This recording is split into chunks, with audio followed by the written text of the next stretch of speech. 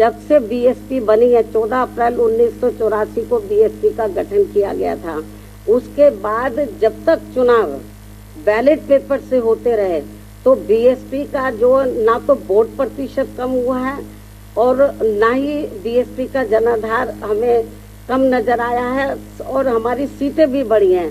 लेकिन जब से चुनाव बैलेट पेपर के स्थान पर तो मशीन के जरिए जब से हुआ है, तब से हमारा जो वोट प्रतिशत है वो प्रभावित हुआ है और हमारी जो संख्या है वो प्रभावित हुआ है। तो कुछ ना कुछ गड़बड़ तो जरूर है। यदि ऐसा नहीं था तो जब तक चुनाव बैलेट पेपर से होता रहा तो तब तक तो हमारी पार्टी का हमेशा हर चुनाव में ग्राफ बढ़ा है, सीटें भी बढ़ी हैं। लेकिन जब से ईवीएम से चुनाव होना शुरू हुआ तब से ये सब गड़बड़ हो रहा है। अब तो हमारे जनाधार पे भी असर पड़ा है।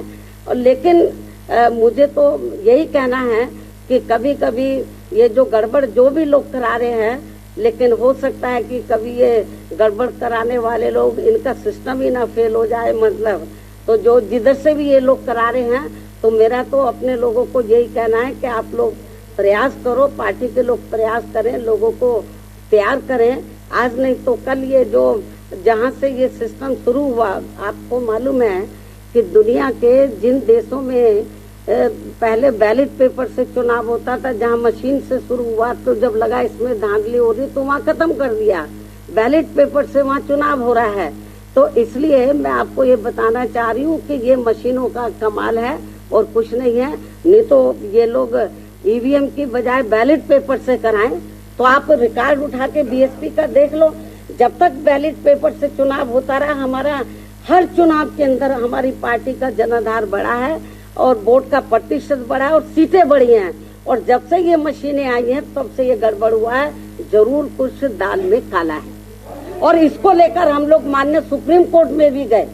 ऐसा नहीं है हमारी पार्टी गई, और भी पार्टियां गई मतलब, लेकिन उसके बाद उन्होंने कहा कि हम पर्ची सिस्टम वो भी गड़बड़ है, बोलते 4-5 पर्ची निकाल लेंगे। ऐसा नहीं है, ये ठीक सिस्टम नहीं है। बल्कि जब ये वोटिंग मशीन में वोट पड़ रहा है तो उससे जो पर्चियां, उससे पूरी की पूरी पर्चियां टैली होनी चाहिए, मालूम पड़ जाएगा। फिर उसको भी ये करने के लिए तैयार नहीं है ये। तो इसलिए ये जो आपने सवाल पूछा है, ये केवल ईवीएम का कमाल है और कुछ नहीं। और पूछो नहीं, हम तो जो कर सकते थे, हम लोग माननीय सुप्रीम कोर्ट में गए, हमने माननीय चुनाव आयोग को भी कहा। आज फिर हम मीडिया के माध्यम से कह रहे हैं कि आप बैलेट पेपर से चुनाव कराएं। दुनिया के बहुत से ऐसे देश हैं जहां पर ये सब गड़बड़ हो रहा था, वो फिर से बैलेट पेपर पर आ गए। क्यों नहीं बैलेट पेपर पे आते हैं? जब से बीएसपी बनी है 14 अप्रैल 1984 को बीएसपी का गठन किया गया था, उसके बाद जब तक चुनाव बैलेट पेपर से होते रहे तो बीएसपी का जो ना तो वोट प्रतिशत कम हुआ है और ना ही बीएसपी का जनाधार हमें कम नजर आया है और हमारी सीटें भी बढ़ी हैं। लेकिन जब से चुनाव बैलेट पेपर के स्थान पर तो मशीन के जरिए जब से हुआ है, तब से हमारा जो वोट प्रतिशत है वो प्रभावित हुआ है और हमारी जो संख्या है वो प्रभावित हुआ है। तो कुछ ना कुछ गड़बड़ तो जरूर है। यदि ऐसा नहीं था तो जब तक चुनाव बैलेट पेपर से होता रहा तो तब तक तो हमारी पार्टी का हमेशा हर चुनाव में ग्राफ बढ़ा है, सीटें भी बढ़ी हैं। लेकिन जब से ईवीएम से चुनाव होना शुरू हुआ तब से ये सब गड़बड़ हो रहा है। अब तो हमारे जनाधार पे भी असर पड़ा है। और लेकिन मुझे तो यही कहना है कि कभी कभी ये जो गड़बड़ जो भी लोग करा रहे हैं, लेकिन हो सकता है कि कभी ये गड़बड़ कराने वाले लोग इनका सिस्टम ही ना फेल हो जाए। मतलब तो जो जिधर से भी ये लोग करा रहे हैं, तो मेरा तो अपने लोगों को यही कहना है कि आप लोग प्रयास करो, पार्टी के लोग प्रयास करें, लोगों को तैयार करें।